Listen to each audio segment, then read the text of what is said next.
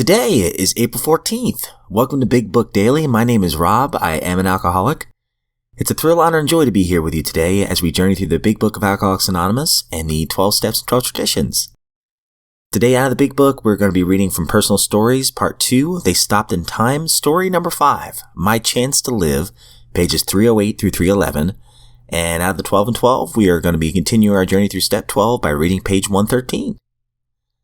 So with all that, hope you're doing well this morning. Life is good over here. We've been given a brand new set of 24 hours, and today we decide who we want to be.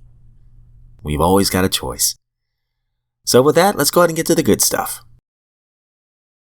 So before I move on to the story on 309, one thing I forgot to say yesterday is that I thought was so powerful in yesterday's testimony was that our narrator, our friend here, he is trying to piece his life back together. And he says something to his wife. And he's now in sobriety. And he says, there's only one thing I want in my whole life. And I don't want any commendation. I don't want any credit. I don't want anything from you or Janie for the rest of your life. Except one thing. That's the opportunity to do anything you want always. And I'd like to start by doing the dishes. So I think putting the needs before, others' needs before his own, learning to do that is a far cry from how he was at the beginning of the story and how prideful he seemed to be, early on.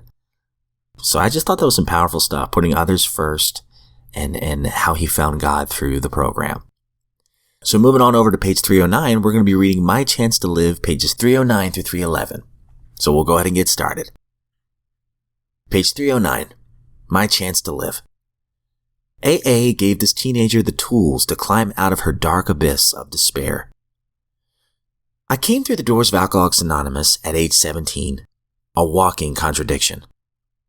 On the outside, I was the portrait of a rebellious teenager, with miles of attitude to spare. On the inside, I was suicidal, bloodied, and beaten. My stride spoke of a confidence I didn't feel. My dress was that of a street-tough kid you didn't mess with.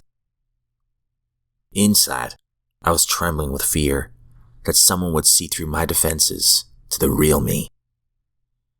If you saw who I really was, you would turn away in disgust or use my many weaknesses to destroy me. One way or another, I was convinced that I'd be hurt. I couldn't allow that to happen. So I kept the real me veiled behind a force field of a rough-edged attitude. How I got to this place is still a mystery to me. I grew up in a loving middle-class home. We had our problems. What family doesn't?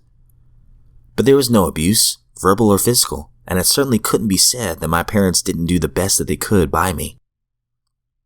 My grandfathers were alcoholic, and I was raised on stories of how it had ravaged their lives and the lives of those around them. Nope, I didn't want to be an alcoholic. In my early teen years, I began to be bothered by feelings that I didn't fit in. Until this point, I had ignored the fact that I wasn't one of the in crowd. I thought if I tried hard enough that I'd fit in sooner or later.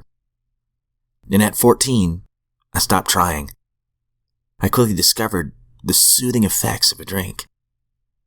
Telling myself I would be more careful than my unfortunate grandparents, I set out to feel better.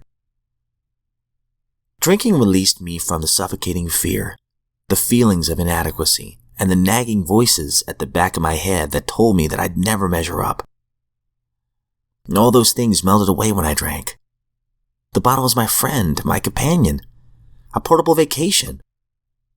Whenever life was too intense, alcohol would take the edge off or obliterate the problem altogether for a time. Blackouts became my goal. Though it may sound strange, they never frightened me. My life was ordered by school and by home. And when I blacked out, I simply went on autopilot for the remainder of the day. The thought of going through my teen years without a single memory of its passing was very appealing.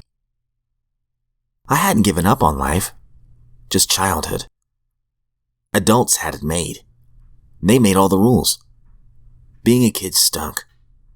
If I could hold out until I was 18, everything would turn around. I had no idea at the time how true those words would prove to be. Diving headfirst into what remained of the subculture left over from the 60s, I took Party Till You Throw Up to new levels. I liked drinking. I liked the effect alcohol had on me. I didn't like throwing up at all. I soon discovered there were other substances that I could take that would help me control my drinking. A little bit of this or that, and I could nurse a drink all night. Then I had a good time and I didn't throw up. In no time at all, I had arrived. Or so I thought. I had a bunch of friends to hang around with. We did exciting things. Skipping school, taking road trips, drinking were all part of this new life. It was great for a while. Getting hauled in the principal's office or being questioned by the police, things I would have been ashamed of before, were badges of honor. My ability to come through these events without giving away information or being unnerved brought me respect and trust among my peers. Outwardly, I was a young woman who was comfortable with herself. Yet ever so slowly, these actions that I knew deep down were wrong started eating holes into me.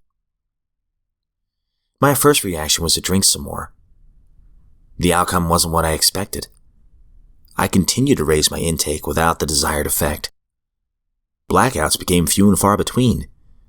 It didn't seem to matter how much I drank or in what combination with other substances, I could no longer find the relief that I sought. Life at home was falling apart around me. Every time I turned around, I'd done something to make my mother cry. At school, they were looking for ways to be rid of me. The vice principal made it a point to explain his position to me in no uncertain terms. Straighten up or you're out on your ear. For good. I started the painful spiral to my bottom a scant 2 years into my drinking career. Knowing I had to graduate, I made adjustments to my lifestyle to stay in school. I watched as my friends continued to have fun.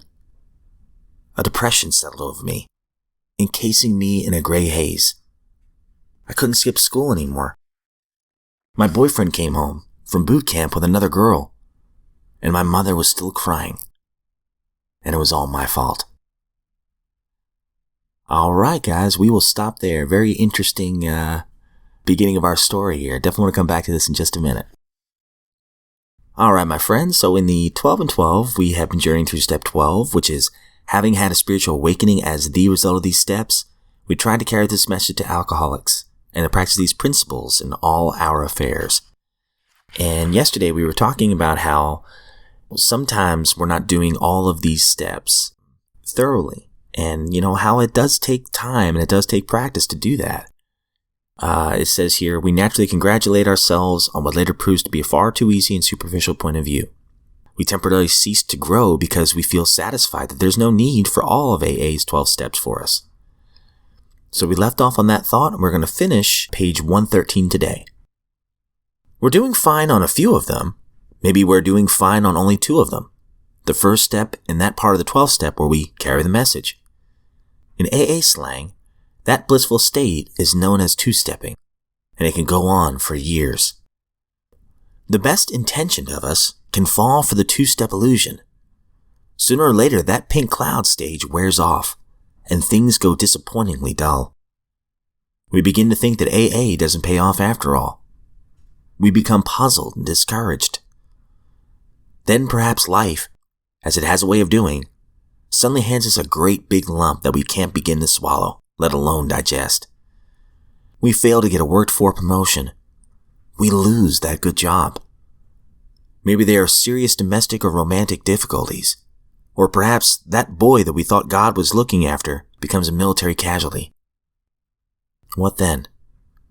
Have we alcoholics in AA got, or can we get, the resources to meet these calamities which come to so many?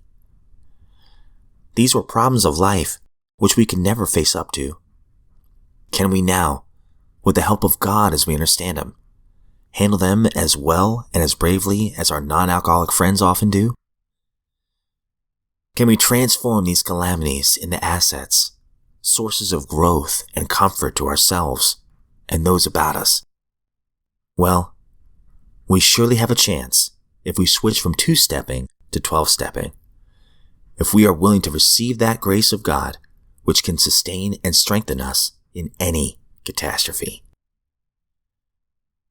Wow, some great stuff right there. Half measures once again. I think this was mentioned in the big book yesterday or the day before. Half measures avail us nothing. I know for me, if I start shirking my responsibilities and in the fellowships I go to, or if I start skipping meetings, or if I stop praying or being honest with myself and others, that serenity, that strength, it goes away for me. And again, this is just my take, but that's why this last paragraph really stands out. Because life's coming. To quote Rocky Balboa, life will beat you to your knees and keep you there permanently if you let it. There's going to be some hard times. What do we do then? Can we transform these calamities into assets, sources of growth and comfort to ourselves and those about us? There's going to be times my family needs me. So thank God I have these steps to keep me honest and keep me humble and to give me strength in my higher power. Powerful reminder today. I needed that. And out of the big book real fast, can you hear the desperation? It sounds like our friend is really trying to put on a good front, but something's missing. You can see it in the first couple of pages. Something's missing in her life as a teenager. I mean, you see it in the very first line on 309. On the outside, I was the portrait of a rebellious teenager with miles of attitude to spare. On the inside, I was suicidal, bloodied, and beaten. My stride spoke of a confidence that I didn't feel. But inside, I was trembling with fear that someone would see through my defenses to the real me. Can you relate to that? I know I can. Putting on the mask, putting on this hat for this situation and this one for that one. It's exhausting. And at first, this is exhilarating for our friend here. She's drinking and it's fun. She loves it. She even enjoys the blackouts, which I don't understand that one, but everyone's different. But you can already see that she's trying to control her drinking later on here in high school, and she can't. Life at home's getting bad. Mom's crying. She's facing heartbreak.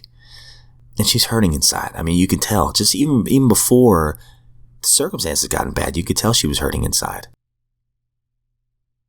Something's missing.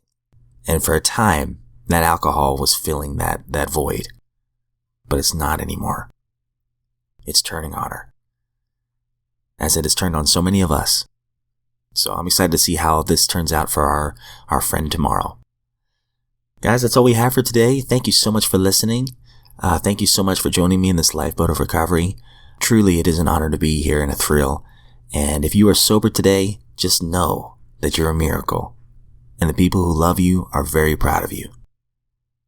As I always say, I don't speak on behalf of AA, NA, Al-Anon, any other sect, denomination, politics, or religion. I don't speak on behalf of anybody. I am just a friend in recovery that enjoys these two books.